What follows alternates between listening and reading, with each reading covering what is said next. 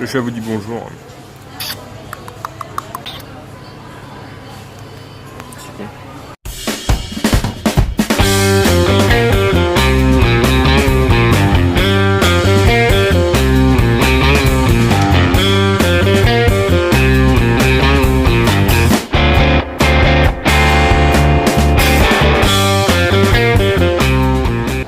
Salut les aventuriers, on se retrouve aujourd'hui sur une ère de détente, absolument pas détendante, c'est le bordel.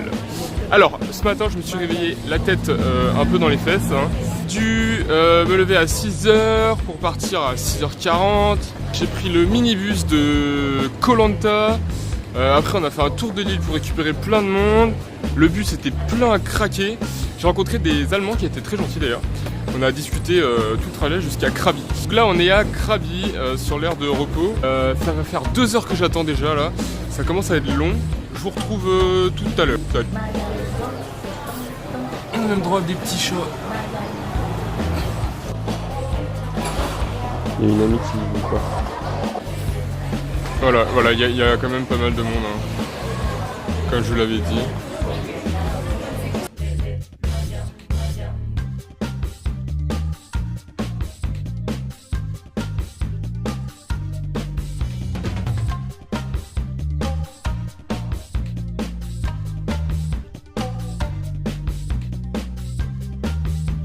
Des poulets aussi. Ah, le petit poussin.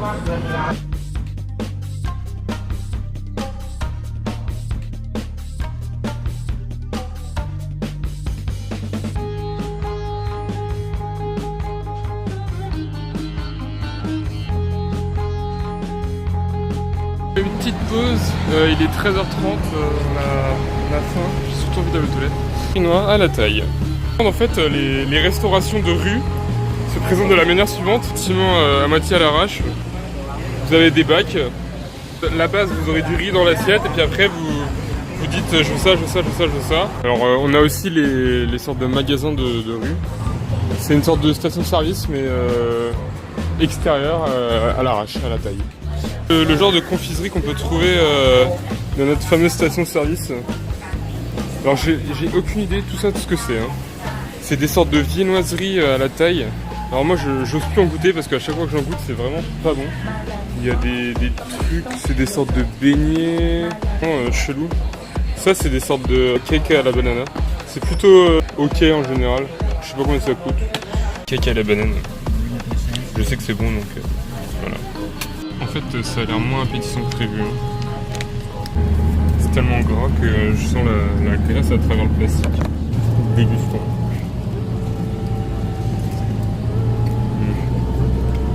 Ça va, c'est pas trop mauvais.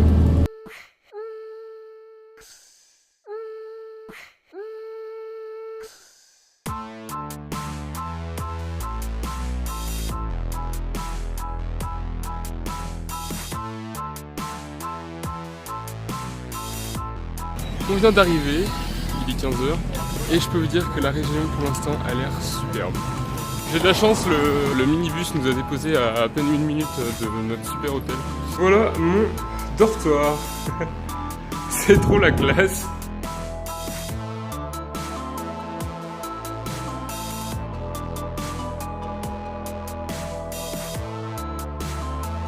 Je me suis trompé de dortoir quand je suis arrivé. Je suis allé trop loin là où il y a les huttes qui coûtent genre 1000 bahts la nuit, alors que moi là pour... Oh, il y a du bruit dehors. Pour 600 bahts, j'ai 3 nuits, donc voilà. Me voilà prêt pour partir marcher un petit peu. Donc j'ai la possibilité d'aller à un viewpoint et j'ai aussi la possibilité d'aller dans un temple de singes. Monkey Temple, ouais. Un temple de singes, voilà. Je vous dis que la région est belle, regardez-moi ça. Des montagnes qui sortent de n'importe où. Fact assez drôle, je sais pas si vous avez déjà joué à Pokémon, mais si vous avez déjà joué dans les premières versions de Pokémon, vous vous rappelez forcément d'un Pokémon qui ressemble fortement à une plante, qui est une plante d'ailleurs, un Pokémon plante, et qui s'appelle Rafflesia. Et donc il ressemble, pour ceux qui ne savent pas, à une sorte de grosse fleur fait référence à la fleur de Rafflesia que l'on trouve en Indonésie ou dans ce parc naturel. Dans le parc naturel, il est aussi possible de retrouver énormément d'espèces d'animaux différentes, dont beaucoup d'espèces d'oiseaux. On peut retrouver des tigres, des éléphants, des tapirs, des ours, plein de sortes de cerfs, des macaques à queue de cochon, des sortes de bœufs qui s'appellent des gores d'ailleurs, et voilà, et plein d'insectes de toutes sortes, plein de choses comme ça. Globalement, on peut retrouver dans ce parc naturel 5% des espèces animales présentes sur Terre. Je ne sais pas si vous vous rendez compte du truc, mais c'est... Voilà quoi, c'est énorme, si vous n'avez pas compris. Je pense que vous avez compris. En termes de diversité animale, c'est déjà plutôt pas mal. Et après, on a la flore, où on peut trouver donc des arbres de pluie, des rain trees. En gros, ça ressemble à cet arbre-là. Énormément de sortes de bambous différentes aussi, des arbres à lianes. Et il y a des sortes de figuiers aussi, qui font des racines qui doivent être plus larges que moi. Alors avec un peu de chance aussi, on peut trouver des arbres fruitiers, comme le mangoustier, le fruit que je kiffe le plus au monde. Des arbres qui font des durians aussi par ici. Il y a des bananiers sauvages, ça, il y en a partout en Thaïlande de toute façon. Il y a des jacquiers, et puis plein d'autres différents, des arbres à litchi.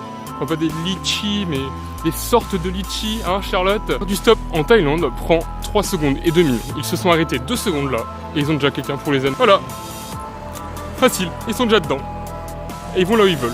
Je retourne la caméra pour vous montrer rapidement la vue quand même. Je suis pas encore au viewpoint là. Mais la région est vraiment magnifique. Hein. Autre petit fact, donc dans ce magnifique parc naturel, nous avons un lac qui s'appelle le lac de Cheo Lan. Il a été créé dans les années 1980. Il y a une organisation thaï qui a construit un énorme barrage, Ratchaprapha. Voilà, super facile à dire. Hein. Donc ça c'est le nom du super barrage qui a donc créé le magnifique lac de Cheo Lan, où je vais forcément vous amener demain ou après-demain. Nous voici au temple des singes.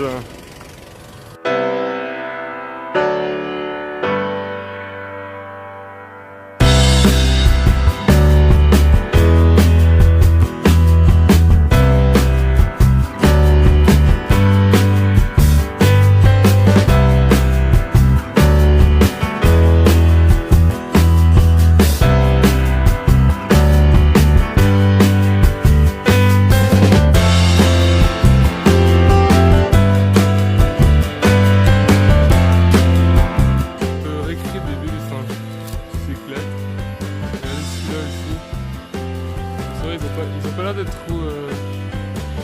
Ils ont même pas l'air dérangés par ma présence en fait. Oh, j'ai des belles images pour vous, je suis trop content. C'est de là qui me fait. Ah bah ça fait ma journée hein.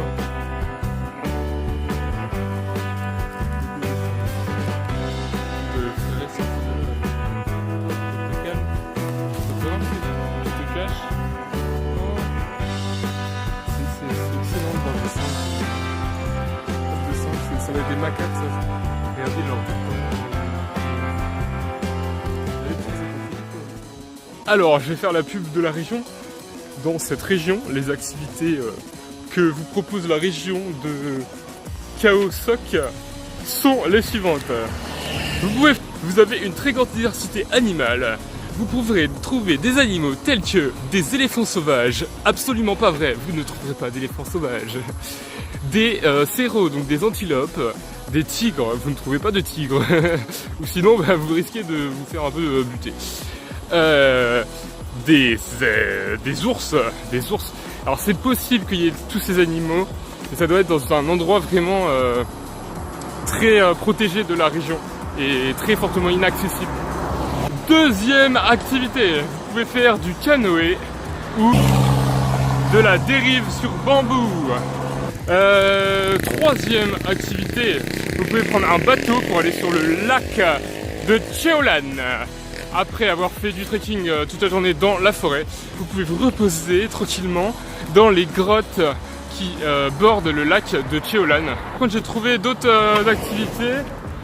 Il y a un sanctuaire d'éléphants, donc un endroit où les éléphants sont bien traités, où les gens vont là-bas, on peut payer juste pour les regarder et leur donner à manger, donc il n'y a pas de maltraitance, personne ne monte sur les éléphants, et je vais essayer de trouver ce sanctuaire d'éléphants.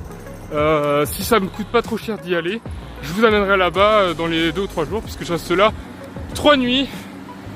Et on a déjà fini la première journée. Les éléphants, alors il y a aussi de l'éléphant de trekking, il n'y a pas que le sanctuaire d'éléphants, il y a aussi l'endroit où ils maltraitent les éléphants. Enfin, où ils les maltraitent, ça dépend, je sais pas votre point de vue, mais il y a des gens qui montent sur des éléphants, voilà, je vais pas entrer dans le débat. Il y a donc les Pokémon Rafflesia. Si vous avez de la chance, ils proposent un trekking, mais en fait, probablement vous ne verrez pas de Rafflesia, c'est vraiment un coup de bol. Il doit y avoir des endroits où vous avez plus de chances d'en trouver que d'autres, donc c'est pour ça qu'ils proposent ça, mais je pense que quelqu'un doit y aller tous les jours pour savoir s'il y en a, et aujourd'hui on m'a dit qu'il n'y en avait pas, donc voilà. Il y a aussi donc le night trekking, donc à partir dans la forêt la nuit, vous ne verrez aucun animal et vous risquez de vous perdre, c'est génial hein. Il y a le jungle trekking, donc 2 jours, c'est comme le night trekking sauf que c'est 2 jours. Je crois que c'est 3 heures, un truc comme ça. Il y a un one day trip. Il y a donc une journée sur le lac de Cheolan. Je vais probablement faire ça demain ou après-demain. Il y a le two day trip où vous pouvez rester une nuit sur le lac, dormir sur l'hôtel, voir le lever du soleil qui arrive de la montagne. Ça a l'air quand même plutôt badass, mais c'est genre 50 € la nuit. Disons que je peux pas trop me permettre de payer 50 € à chaque fois que je vais quelque part. Voilà, donc c'est à peu près tout. Je crois que c'est à peu près tout ce qu'ils proposent dans la région. Après, je pense qu'il y a moyen de faire du trekking tout seul. J'aimerais bien pouvoir faire ça, moi. C'est vraiment ce qui m'intéresse, partir tout seul dans la jungle et prendre des animaux en photo et trouver des espèces d'animaux, des oiseaux, des lézards, des araignées, des plantes rares ou pas rares, peu importe. Voir des trucs nouveaux que j'ai jamais vus avant et pas forcément avoir quelqu'un pour me guider à travers tout ça, mais faire l'aventure moi-même, évidemment avec vous, puisque vous êtes toujours là avec moi et vous me permettez d'avancer et de continuer et de persévérer, surtout l'autre fois quand je me suis perdu dans la forêt, je peux vous dire que avoir une caméra et parler à la caméra, au final c'est plutôt rassurant. En termes de climat, cette région est très probablement pire que la Bretagne, on va dire, puisque comme je vous l'ai dit, il y a une chaîne de montagnes qui traverse. Les oiseaux aussi veulent me faire chier quoi, non mais je vais jamais pouvoir vous parler là, hein. Il y a les... Putain. Il y a les voitures, il y a les voitures, il y a les oiseaux.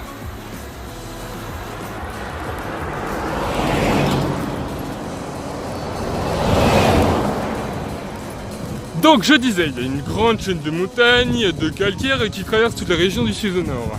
Et nous avons donc d'un côté l'océan Indien et de l'autre l'océan Pacifique. Donc il y a des vents qui arrivent de droite, il y a des vents qui arrivent de gauche. Et c'est la mousson toute l'année. Il pleut absolument tout le temps dans cette région. C'est pour ça qu'il y a des huttes et que toutes les maisons sont vachement surélevées pour éviter d'être inondées en permanence. Alors je crois que nous sommes arrivés au putain de viewpoint. Oh là là là là là là là. Oh là là là là. Est-ce que vous kiffez? Regardez-moi ça, comment c'est beau. Surtout à gauche, vous allez voir, ça va arriver bientôt. Ça arrive, ça arrive, ça arrive. Regardez-moi ça, comme c'est beau, la jungle, on se croirait dans un film. Selfie terminé. Comme vous vous en doutez, et comme nous sommes tous des aventuriers dans cette belle aventure, et ben je vais descendre. Et on va aller voir les palmiers et les animaux sauvages. On va voir si on va se faire manger par un tigre ou pas. Je vous avoue que pour une fois, je suis plutôt serein. Mais je préfère la jungle à la forêt, je sais pas pourquoi. Je trouve ça plus rassurant comme endroit. Même si au final, je crois pas que l'un soit pire que l'autre. Bon, en fait, c'est pas très dangereux, hein. C'est une ferme de palmiers. Hein. Mais bon, je vous amène avec moi quoi. Parce que moi j'y vais. Moi je vous mets en vue par là-bas, parce que sinon vous verrez rien par ma tête. Je sais pas si vous voulez voir ma tête tout le temps, ça va être un peu chiant. Bon, je vous mets en vue de devant. Ça va être peut-être un peu plus sympa pour vous. Wouh! Comment se casser la gueule? Comment se rattraper et ne pas se casser la gueule? Parce que je ne suis pas tombé finalement. Ah, je crois que ça se mange ça. J'ai vu un gros camion rempli de ces fruits. Non, bah c'est avec ça qu'ils doivent faire l'huile de palme. Je suis un peu con moi. Des bambous qu'on reconnaît assez facilement. Alors je vous avoue qu'en Thaïlande, quand vous entendez de l'orage, ce qui arrive à peu près tous les jours, c'est que vous allez vous manger de la flotte dans la demi-heure qui arrive. Je sais même pas si j'ai le droit d'être ici quoi. Je pense que j'ai même pas le droit d'être ici. Mais bon, on est des aventuriers ou on n'est pas des aventuriers les gars? Eh, c'est cool hein. Le chemin commence à être de plus en plus dense. Je sais pas si je continue. Je vais continuer un petit peu.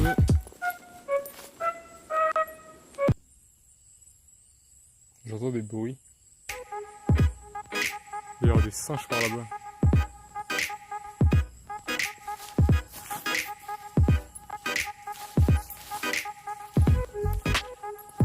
Imaginez, il y a un tigre. Bon, je vous avoue que ça commence à devenir dense. Et qu'avec mes idées de tigre, je me fais peur de moi-même. Donc on va remonter. Bon, eh bien, nous terminons cette journée dans une ferme de palmiers. J'espère que cette vidéo vous aura plu, que vous aurez appris plein de choses. Oh putain, casse-gueule. Je me casse la gueule sur la fin de cette vidéo, c'est génial. Voilà, je termine cette vidéo sur ce magnifique plan. J'espère que cette journée vous aura plu. Je vous aurais fait une vidéo plus longue qu'hier alors que y a beaucoup moins de choses à voir. Mais je vous aurais beaucoup parlé. J'espère que ça vous plaît aussi quand on discute. Hello. Ils sont énormes les gens ici. Bon, la vie est magnifique, la région est magnifique. Je suis super excité par le trekking de demain. J'espère que vous êtes excités aussi. Si vous avez aimé cette vidéo aujourd'hui, lâchez un petit pouce en l'air et abonnez-vous pour suivre toutes mes vidéos et dont celle de demain qui va être géniale, j'en suis sûr. Et comme toujours, restez curieux.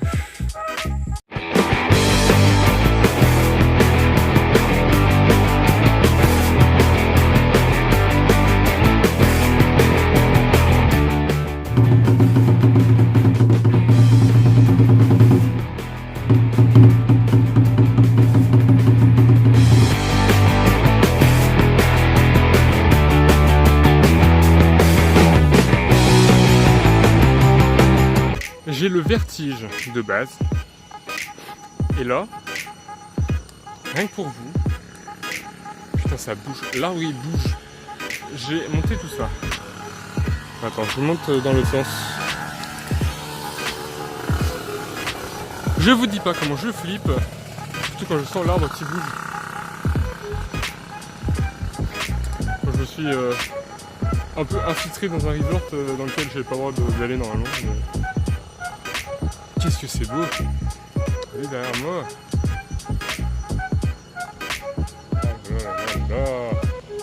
Faut kiffer, hein! Moi je kiffe! Et le sunset, en fait, je crois qu'on le verra jamais. Parce qu'il se fait entre les deux montagnes là-bas. Wow! L'arbre bouge! Moi je me casse. Je me casse.